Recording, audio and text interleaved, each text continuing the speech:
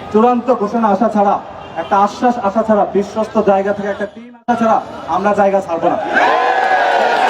তো আমরা সবাই সম্পূর্ণরূপে অহিংসভাবে আন্দোলন চালিয়ে যাব, আমাদের সরকারকে সহযোগিতা করব। আর আমরা এখন পর্যন্ত শাহবাগ প্রজন্ম চত্বর এবং শাহবাগ চত্বর এর বাইরে আমরা কোনো কর্মসূচি ঘোষণা করি নাই। কেউ যদি ঘোষণা করে থাকেন এবং মিডিয়ার ভাইরা যদি ঘোষণা করে থাকেন, আমরা অবশ্যই তাদের জবাব দিয়ে আনবো। প্রিয় সাংবাদিকবৃন্দ, আপনারা জানেন যে আমরা সে প্রথম থেকে এ পর্যন্ত সুন্দর সিংহভাবে আমাদের আন্দোলন চালিয়ে যাচ্ছি। আপনারা দেখেছেন যে আমাদের এখানে হাজার হাজার কর্মী রয়েছে, তারা সিঙ্গলভাবে এই আন্দোলন পরিচালনা করছে। আমরা কিছুক্ষণ আগে ডক্টর আসিফ নজরুল স্যারের তার সাথে কথা হয়েছে। উনি বলেছেন যে আমরা যেখানে আন্দোলন করছি, শান্তিপ্রিয় আন্দোলন করছি, উনি এই বিষয়ে অবগত এবং ওই বিষয়ে যে মিটিংটি চলছে সেখানে সেই বিষয়টি আলোচনা হচ্ছে।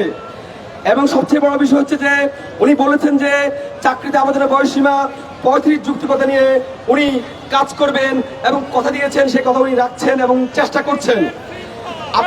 আমি বলতে চাই, আপনারা যারা এখানে অবস্থান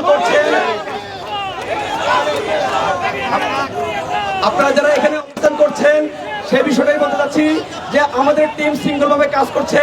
আমরা শান্তি শৃঙ্খলভাবে আমাদের দাবি বাস্তবায়ন না হওয়া পর্যন্ত আমরা এখানে অবস্থান করবো ইনশাআল্লাহ। আমি বলেছি যে আমরা এখানে হাজার হাজার শিক্ষার্থী রয়েছি।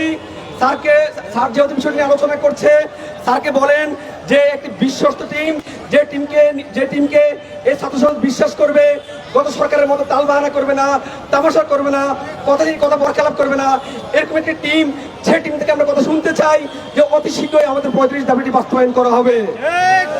আমি বলছি যে ভাই দেখুন, যে স্যার যেহেতু পজিটিভ আছে, অতএব আমাদের সময় গণিয়ে আসছে। আমরা সন্ধ্যার আগে যাতে ঘোষণা শুনতে পাই যে এই সময়ের মধ্যে 35 দাবিটি বাস্তবায়ন করা হচ্ছে, মেনে নেওয়া হচ্ছে। তাই বলতে চাই, প্রিয় 35 শিক্ষার্থী ভাইরা, সে পর্যন্ত আমরা বলেছি যে আমরা অহিংসভাবে শৃঙ্খল আন্দোলন করছি। অতএব সমাধান না হওয়া পর্যন্ত, প্রজ্ঞাপনের আশ্বাস না হওয়া পর্যন্ত, সময় নির্ধারণ না হওয়া পর্যন্ত আমরা এখানে অবস্থান করব এবং শেষ মুহূর্ত পর্যন্ত অবস্থান করে 35 দিন ঘরে ফিরব ইনশাআল্লাহ। ধন্যবাদ সবাইকে। আসসালামু আলাইকুম।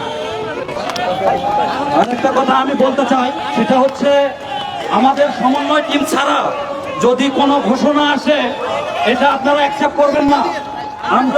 কারণ অনেকে বিভিন্ন মিডিয়াতে কথা বলতেছে, সেখানে যদি কেউ কোনো ভুল তথ্য দিয়ে থাকে, দয়া করে আপনারা তাদের কথা।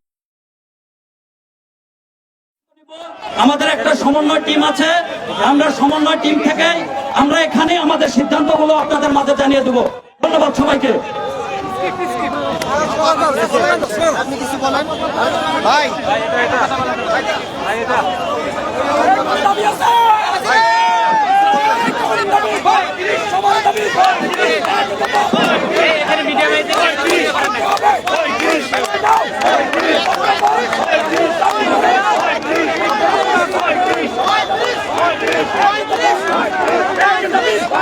বলতে হবে, মেনে নাও, অবিলম্বে সবার দাবি এক দফা।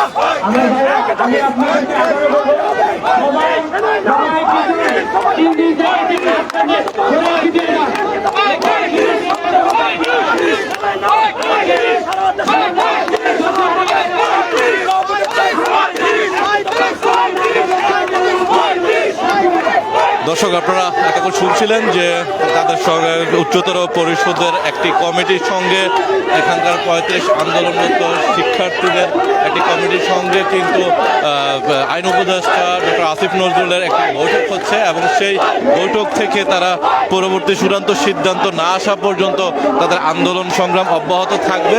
এবং এই মুহূর্তে যারা এখানে আন্দোলনরত 35 প্রত্যাশী রয়েছেন, তারা এখানে এই মুহূর্তে তারা স্লোগানে উত্তাল করে রেখেছেন পুরো শাহবাগ চত্বরটি এবং এই চারপাশে কিন্তু রাস্তা ব্লকেট করে কিন্তু তারা তাদের আন্দোলন সংগ্রাম চলমান রেখেছেন এবং তাদের দাবি তারা এই আদায় না হওয়া পর্যন্ত, তাদের দাবি আদায় না হওয়া পর্যন্ত এবং তাদের দাবি না মেনে নেওয়া পর্যন্ত তারা এখানে অবস্থান করবেন এবং তারা বৃষ্টিতে ভিজে রোদে পুড়ে রাতে দিনে সবসময় তারা এখানে অবস্থান করার একটি 35 আদায় হওয়া না পর্যন্ত তারা এখানে অবস্থান করবেন এবং তাদের এই 35 দাবিটি যৌক্তিক বলে তারা উপস্থাপন করছেন এবং তাদের সঙ্গে একত্রতা প্রকাশ করেছেন আইন উপদেষ্টা ডক্টর আসিফ নজরুল এবং তিনি প্রধান উপদেষ্টার সঙ্গে কথা বলবেন এবং সেখান থেকে একটি সুনির্দিষ্ট মতামত এবং সেই জায়গা থেকে একটি হচ্ছে সিদ্ধান্ত আসবে, যেই সিদ্ধান্তটির মাধ্যমে হচ্ছে তারা ঘরে ফিরে যাবেন এবং যদি যৌক্তিক কোনো সিদ্ধান্ত না আসা পর্যন্ত তারা তাদের আন্দোলন সংগ্রাম চালিয়ে যাবে